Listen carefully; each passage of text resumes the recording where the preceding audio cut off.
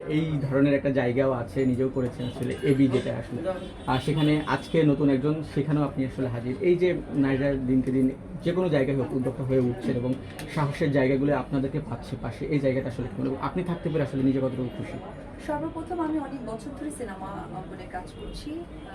আমাদের বাংলাদেশের মানুষ আমাকে যেভাবে ভালোবাসে, তো এই ভালোবাসা থেকেই আসলে একটা পথ প্রদর্শক বলতে পারে। তো আমার কিছু অনুসারী আছে, ভালোবাসার মানুষ আছে, ফ্যান ফলোয়ার্স আছে।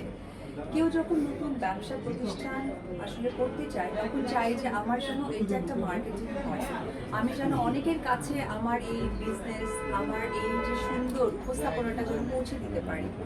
সেই পৌঁছানোর সাথেই কিন্তু আমাদের কি হয় যে একজন যে মানুষকে সকলে পছন্দ করে বা যে মানুষের কাজ দেখতে সেই অনেক আগে থেকেই দেখে আসছে, তখন কিন্তু সেই মানুষকেই চায়। যার কারণে অনেক সময় আমাকে অনেকে হয়তো বা হেট করে হোক বা ভালো লাগা থেকে হোক বলে যে উপবিশ্বাস পার্টনার ওপেনিং বা নারীদের সাথে সবসময় থাকে। এতে করে আমি একদমই কষ্ট পাই না, আমি খুশি হই এই কারণে, কারণ যে মানুষটা আমাকে হেল্প করে সেও আমার এই কাজটাই দেখছে, যেটাই আমার লক্ষ্য, যে আমার কাজটা মানুষের কাছে পৌঁছে দেওয়া।